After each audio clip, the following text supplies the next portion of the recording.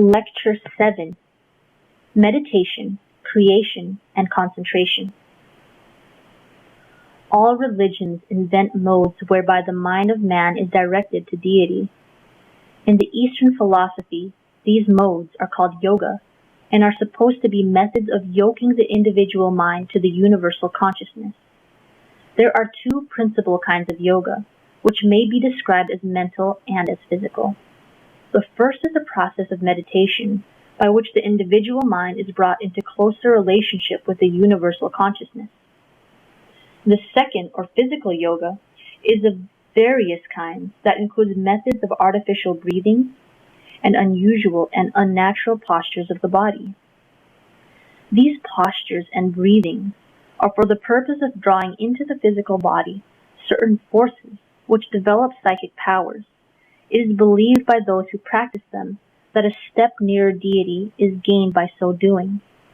But in point of fact, only certain psychic centers in the physical body are awakened, which enable these persons to function upon the first plane beyond the material.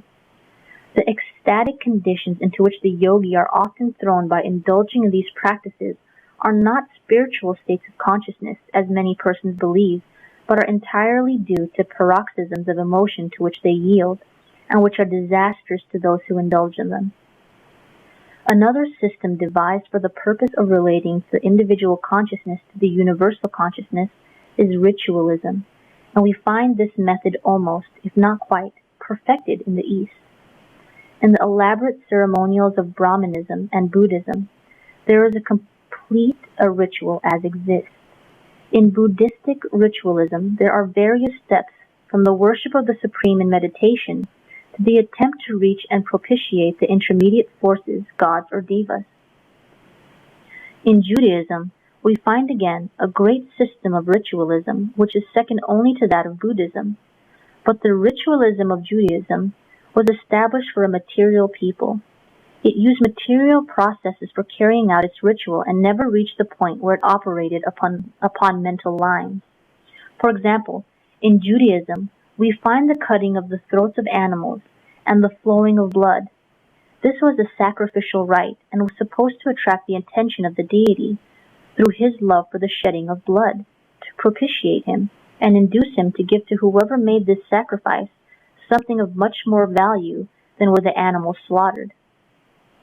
It was not for the sake of spirituality that these rites were performed, but for material gain only.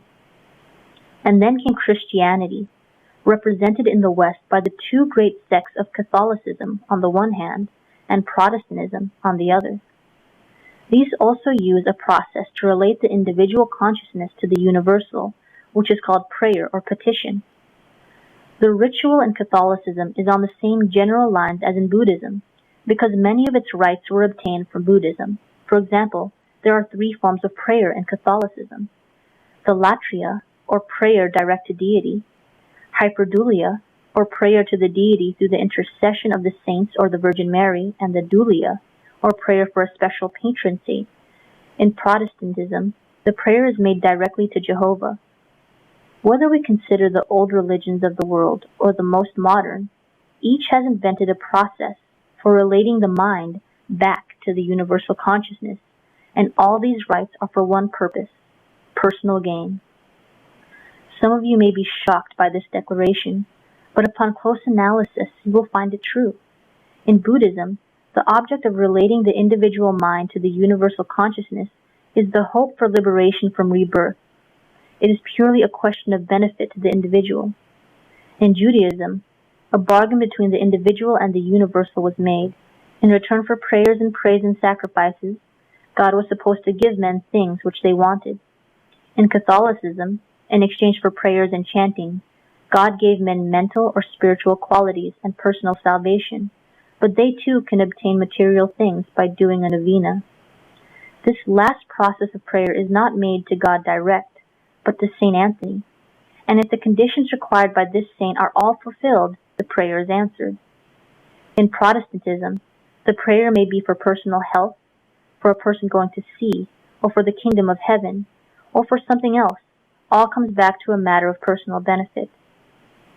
The Christian and mental scientists have adopted from the Orient a process of meditation called going into the silence. This attitude of mind is for the purpose of harmonizing the individual mind with the universal, in order that the individual may receive thoughts and things that it desires, and is a form of prayer along more rational and scientific lines. Occultism, too, has its processes for the purpose of relating the individual mind to the universal consciousness, in order that it may draw such spiritual, mental, and material things as the individual needs or wants. The question arises, how can this relation be brought about?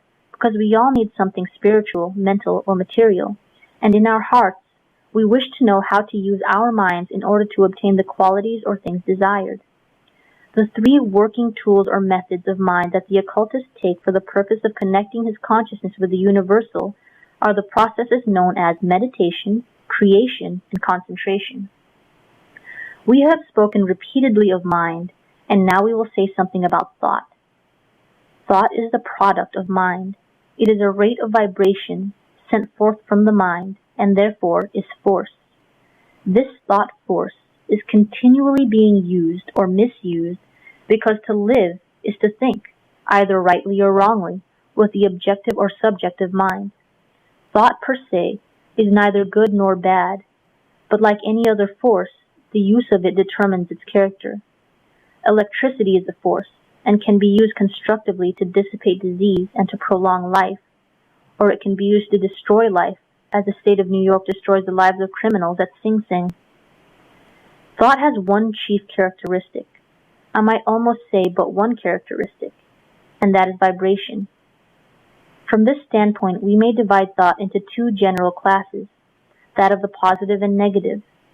Positive thought is a high rate of vibration sent forth from the mind, and negative thought is a low rate of vibration. You remember that the will is the positive side of the subjective mind, and corresponds to the desire or the positive side of the objective mind. The will plays a very important part in human affairs, whether it becomes active in the subjective mind as willpower, or whether it operates in the objective mind as desire. In connection with thought, the will has three functions. First, it determines the nature of the thought sent forth from the mind, whether it be constructive or destructive. Second, will determines the intensity of the thought, whether it shall vibrate at a high rate and travel with great rapidity, or whether it shall proceed at a low rate and reach but a short distance. In other words, the will determines whether the thought shall be positive or negative.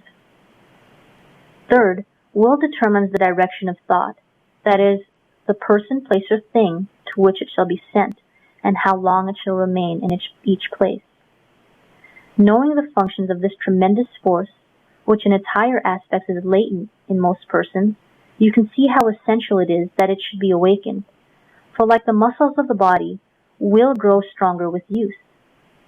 It is left with each of us to determine whether we shall remain infirm of purpose and weak in will, or awaken and arouse this force and use it for our upbuilding. Without the activity of will, no one can hope to become an occultist, because his mental force is to him what the engine is to the engineer. The first mental mode to cultivate in order that the mind may draw to itself whatever it desires is philosophical meditation. I use the word philosophical as qualifying this state of mind, because there are various other modes of so-called meditation.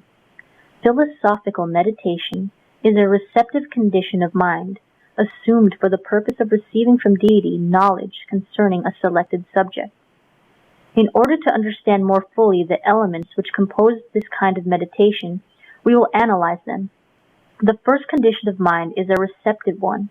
In using the word receptive, I do not mean negative. Never under any circumstances permit yourself to be in a negative condition, because the moment you become negative, you become subject to malevolent subjective entities and influences which may control or obsess you and perhaps dominate your mind throughout this life. The occultist insists most vehemently that the passive negative meditation taught by many schools in the Orient as well as in the Occident is most harmful to the ego. Since immortality means the preservation of the individual consciousness, a perfect individualization can come only through the continued effort to remain in a positive condition of mind. It therefore follows that to remain negative is detrimental to one's evolution. Negativeness also has its effects upon the physical body by its reflex action producing sickness and often dissolution. If there is one idea that will be emphasized more than another during this course of lectures, it will be the necessity of being mentally positive. Stability is the result of positiveness, and the biblical assertion is true in occultism as in everything else, that unstable as water, thou shalt not succeed. A receptive condition of mind is the same mental condition that you are now in. A quiet, listening, expectant attitude, not intense but waiting, giving positive attention to what I am saying while your bodies are in a relaxed but comfortable position. No one could control any mind in this room at this moment because each one is positive and is in an active instead of a passive condition. Having placed yourself in this receptive condition, you desire to receive knowledge. Knowledge is the second element in our definition and is all that you can receive through meditation, since qualities or things are brought through other modes of mind.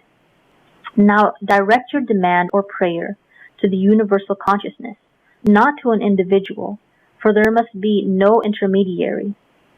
Prayer must be directed to the deity, as in the highest form of Christianity. You go into meditation for the purpose of receiving knowledge from the highest source of knowledge, and this is the third element in our definition. To demand scientifically and well from deity is a very hard thing to do unless you have entirely outgrown the idea of an anthropomorphic God, because at first it seems difficult to address universal consciousness.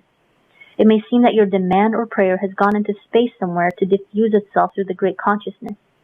It may be of help to you to consider the universal consciousness as another individual mind near you that you may speak to as you would to another person. Or better still, you may picture it as a golden sun or center of vibrating light within your own heart, for the heart center is one of the chief points of contact between the individual and the universal mind. I wish to impress upon your mind the thought of your nearness to the universal consciousness. Many persons feel so far away from God, and when they think of deity at all, they think of it as being somewhere far away in space. God is difficult to reach only because you make it so with your wrong conceptions of your separateness from Him. You should take the great consciousness into every thought and act of life. Whisper to it in the darkness of the night, and it will hear and answer you.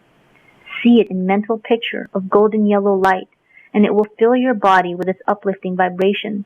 Depend on it, instead of persons and things, to bring you what you need, and your demands will never fail to be met. There are two reasons why your demand should be made of the universal consciousness.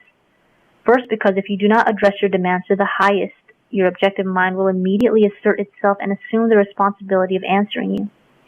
It will pretend to be God and give you back something purporting to be the particular knowledge you demanded. By making your demand direct to deity, it has a tendency to prevent the action of the lower objective mind. It is only a tendency, however, and nothing but perfect self-control will ever fully prevent the attempted intervention by the objective mind.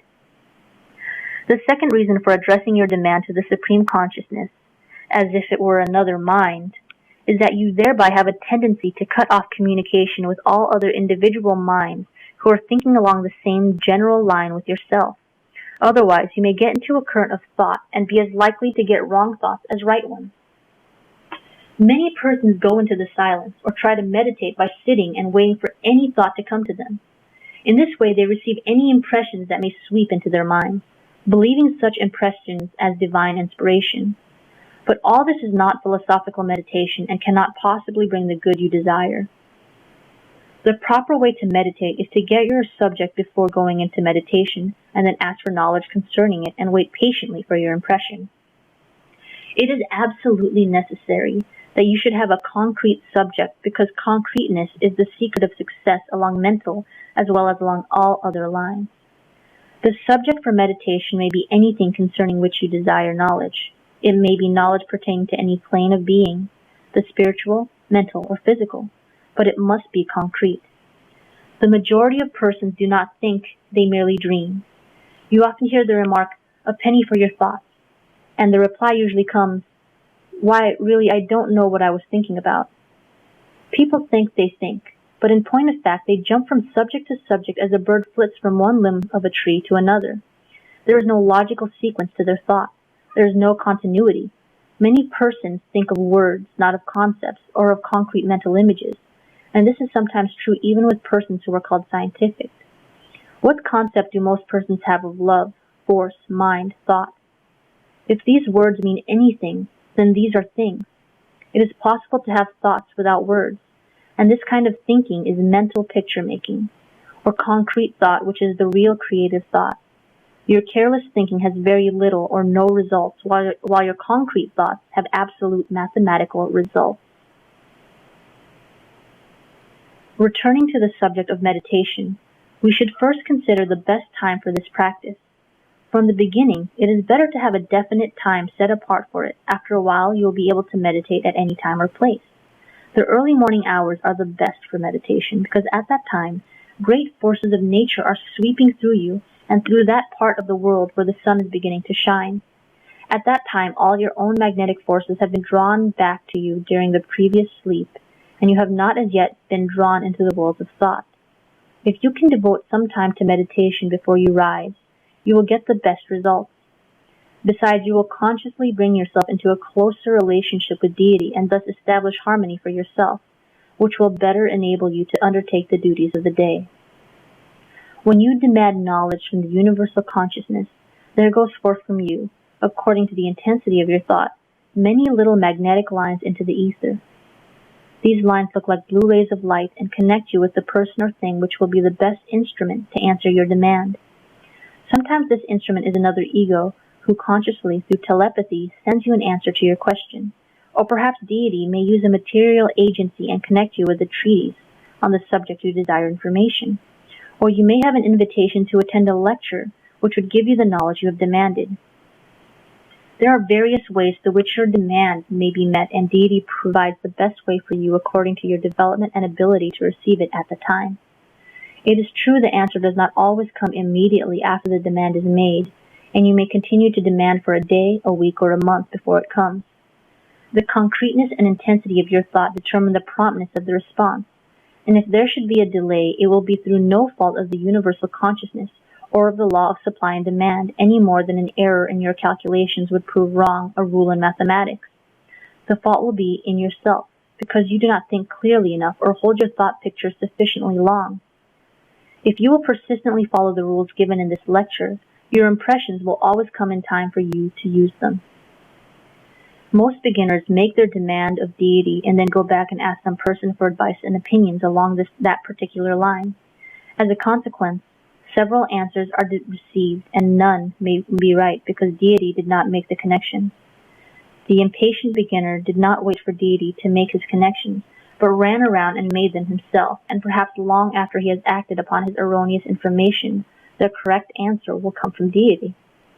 Here are some rules which may help you in your work. First, mistrust all immediate answers, because the chances are that when your reply comes at once, your objective mind is speaking to you. In the beginning of your philosophical meditations, you have not had sufficient practice to enable you always to determine the difference between the impressions from your own objective mind and those from deity. And so it is well to repeat the question at each period of meditation for several days in succession. Second, examine the answer closely when it comes in the form of words and consider it well, because the objective mind invariably expresses itself in words and sometimes in a long dissertation. The universal consciousness always conveys the answer to your mind in an impression or conviction. Third, test the answer by your reason until your intuition has become fully awakened and can tell you where the answer came from. For example, suppose you ask if it is best for you to do a certain thing, and the answer comes back yes, and shocks your senses of justice or of truth, of expediency or of probability. Sit in judgment upon it with your reason until your intuition is awakened, and do not act hastily. Fourth, you will find that deity will usually answer your question at an unexpected moment, when your objective mind is off guard. By receiving the answer at such a time, you get it uncolored by your objective mind or desire. If you will remember these 4 suggestions or tests and apply them to your work in philosophical meditation, you will receive the knowledge you desire, and if mistakes should be made in the beginning, your implicit trust in deity will render such mistakes harmless and ultimately turn them to good. The second mode of mind is creation. Thought creation is the imaging or putting into concrete form a selected subject. By concrete form is meant a mental picture of the selected subject invested with all the qualities of that subject in its natural state. Mental creation will bring you any quality or anything you want, except knowledge, which comes from meditation. Imagination is not fancy. It is the image-making faculty which is used for the purpose of making a concrete picture of the thing we desire. Do you want love? What is love? If you're going to create a thing, you must have a concrete picture of it. Love is a force. Being a force, it must have a rate of vibration, and having a rate of vibration, it must have a color. Therefore, when you picture love, you must picture it according to your highest conception of what that force would be, and the color of the highest force upon this planet is yellow. If it is divine love you want, see yourself standing in a flood of this golden vibrating force. See it bathing you in its rays, penetrating every part and particle of your being till your body and you vibrate in response to it, until the atmosphere around you pulsates and throbs with its golden glow. If you desire to send love to another, picture the universal love flowing into yourself, and then see it passing from your heart center as a golden stream flowing outward till it reaches the heart to which it is sent. Some of your own being will enter and warm the heart of the one to whom you send that love force, and you will have the joy that comes through loving and being loved. If you wish to demonstrate love from another, see that golden current of force flowing from that other person to you. If you wish to work upon the mental plane, if you wish to demand a greater mentality, picture the blue cosmic force flowing into you. Picture yourself as suffused with this blue force until your whole being vibrates with it. Let it magnetize your brain and thrill you through and through with its uplifting force. After a demonstration of this kind, you will feel capable of accomplishing any mental undertaking. Do not deceive yourself into the belief that one treatment with this blue cosmic force will make you a genius, because it will not. But constant treatments of this kind will gradually increase your mental power, which you can direct into any channel you desire. And the picture you make creates the center or matrix into which the universal consciousness can bring that which you demand. On the material plane, the same picture-making faculty is used. Do you want to build up a fine law practice? Then bring your clients coming in large numbers to your office. Picture that. Picture them engaging your services and paying you liberally. This last part of the picture is an essential portion of the whole. Do you wish to develop a business? Then see crowds of people coming and waiting for you to serve them. But good, bad, and indifferent, business will come unless you limit your creation to a certain class. Then that kind or class of business which you have created will come. But while you are waiting for your creations to materialize, for your demands to be met, you should do cheerfully and faithfully such duties as are presented to you to do. In this way, you will cooperate with the Supreme, because you will never know, till a duty is done, what good may come to you from doing that duty well. Do you want money? Then make a concrete picture of the amount you want, say a $100 bill. Or if you do not want your money all of one denomination, picture a sufficient number of bills of the denomination you want to make the amount you desire.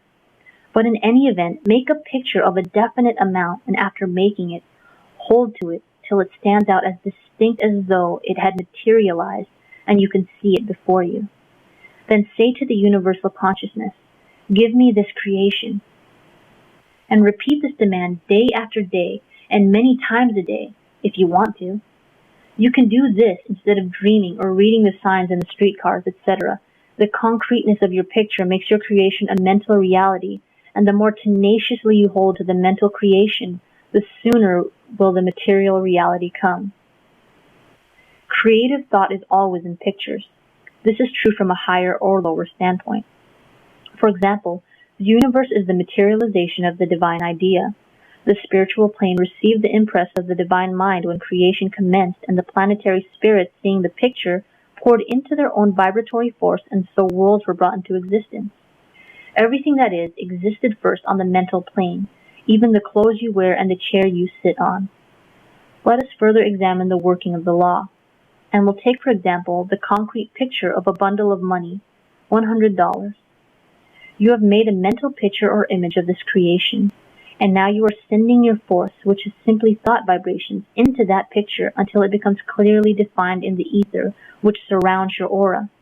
The clearness of your thought and the intensity of your picture make a photograph, as it were, in the universal mind, and this is your matrix or plan. If the matrix of your thumbnail should be destroyed, you could never have another thumb in this life. But so long as the matrix is there, although the nail may be for the time being destroyed, another will grow. And so it is with your mental matrix. So long as it is not destroyed, it will sometime draw to you the material thing pictured. The constant or frequent vibration which your thought causes sets the universal consciousness surrounding you and your picture into action. Then out from you goes a small magnetic cord which the universal consciousness directs to the sum of money you have demanded. This money is somewhere upon the material plane when you make your demand for it, and the universal consciousness directs your demand with its tiny magnetic cord attached to this amount of money. It is no affair of yours where this $100 shall come from. The avenue through which it may come is for the universal consciousness to select, and being justice, it will bring it from the source whence it should come, and no one will be unjustly treated by the transference of it to your possession. That the matrix is a reality and is the image of a mental thing is testified to by all occultists, seers, and good psychics. This testimony was corroborated last week by the press dispatches, which stated that Dr. Barudik of Paris has now perfected a photographic plate so sensitive as to catch the image of thought pictures. The report of his invention went on to state that a noted French naturalist was requested to think of or image something of his own selection while the plate was exposed. After the negative was developed, there was the picture of a rare specimen of eagle, which the naturalist declared was the image he held in his mind. He had been studying this unusual bird for some time previous, and was able to make his mental picture very clear in consequence. The report also stated that many imperfect pictures were taken from the thoughts of other persons. From the general public, Dr. Baruduk got the best results from women who were in love. He said they seemed to be able to hold in mind a very clear picture of those they loved. Whether these reports are true or not, I am not prepared to say, but sooner or later physical science will establish this claim of the occultist. In making your demands, you must make them of deity and not of any person. You have no right to use coercive force upon another individual mind, but since everything that exists belongs to deity, and deity is the source of your supply, you have a perfect right to demand of it. At this point of your evolution, we create mental pictures of things already in existence and draw them to us according to the operation of the law I have just explained. But the time will come in our development when we can image a thing and have the power to draw together the particles necessary to its composition and create the thing itself. This power is called precipitation and is really the highest form of creation. Mental concentration is the third mode of mind. It is not in its nature creative, but it is the direction of force which hastens the materialization of creation. Concentration is holding the mind on one subject to the exclusion of every other subject. Here again, you must have a specific subject to concentrate upon, and it may be any quality, thought, or thing. This mode of mind is perhaps the most forceful of the three modes mentioned in this lecture. It is therefore always an active, positive condition of mind. The habit of concentration is not acquired in a short time, but is a matter of growth, a matter of practice. You will be surprised to know that the average person cannot, or does not, perhaps I should say, hold his mind for 10 consecutive seconds on one subject. For example, take this creation we last selected, the bundle of money. Try to hold your mind on that $100 creation for a moment. After a few seconds, you begin to wonder whether that creation is really coming. And then you bring your mind back to your subject and look at that mental picture for another couple of seconds. Then you suddenly remember that there is a magnetic cord attached to each demand that goes forth from you, and you wonder if that magnetic cord is all right. Then you try to see the cord, and the first thing you know, you have lost sight of the money, and are creating a magnetic cord attached to your demand. Suddenly, you become conscious that your mind is wandering, and you wonder if you are concentrating right, and thus your thoughts skip from one thing to another, and you learn by experience that concentration is gained only by patient and constant practice. Knowing something about the law of periodicity, which makes and unmakes habits, you may take advantage of it in learning how to concentrate. Some suggestions may be helpful to you in acquiring this art of concentration and making it a habit of thought. Select an hour in the morning, or take a part of the same hour that you give to meditation. Give the first 10 or 20 minutes to meditation, and then the remainder of the time to concentration. If this practice is persisted in for several days in succession, you will find your concentration becoming easier, because the law of periodicity will be operating with you, and the impetus thus given to concentration soon makes the practice a habit of mind. Look at your mental creation quietly, but intensely. Think of the picture, say the money, for about 20 minutes. Concentration means looking at your picture. It is not very hard work to sit and look at $100. Indeed, it can be made a very pleasant thing to do if you realize that it is yours. Concentration should always be a pleasant exercise of will, a quiet but positive condition of mind. Let the mind rest entirely upon your mental picture and claim it by saying or thinking, "That is mine because I have created it." Many persons make hard work of trying to concentrate. This is a mistake. This is mistaken waste of physical force. When you see a pretty flower and look at it admiringly, you are thinking of that flower and are concentrating upon it because for a moment you are thinking of it to the exclusion of everything else. When you go to the theater and become absorbed by the acting, you are concentrating upon the acting. With most persons, in trying to concentrate, the tendency is to imagine that they are placing themselves in a false or unnatural condition of mind. They feel that they are going to do something they have never done before, or something they are not accustomed to do. Perhaps they will shut their teeth together and whisper tragically, "Now I am going to concentrate," and then with clenched fists and corrugated brows, they knot their muscles till the perspiration starts, and the breath comes hard and fast. Dismiss the mistaken idea, for that is an artificial condition of mind. Concentration is not a fiery ordeal. It is a natural and pleasant recreation, or should be. Put your body in an easy position, and whenever your attention is attracted to your body, you may know it as getting tense. Then relax and forget about it, because all your force is needed in looking at your picture. But after a while, your mind may grow tired of looking at any particular form. For instance, in concentrating on the bundle of money, you may not be tired of the money or of the concentration, but you may become tired of that particular form of picture. If you have been looking at greenbacks, change your picture to gold or silver for a while. It does not matter what kind of money you have, so long as you get the amount you desire. In this way, you see your matrix is not destroyed, but only the form of your picture is changed. Another very good aid to concentration is to form the habit of concentrating your thoughts upon everything you do in your daily life. If you are tying your shoe, think of tying that shoe until it is tied. Do not be tying your shoes and trying to read a newspaper at the same time. If it is dressing for dinner, think of your dressing. Do not be dressing and practicing a solo at the same time. This regular practice of concentration will greatly quicken your power and enable you to do thoroughly and speedily everything you undertake. The successful men of the world are those who have practiced and have acquired the art of concentrating upon special lines.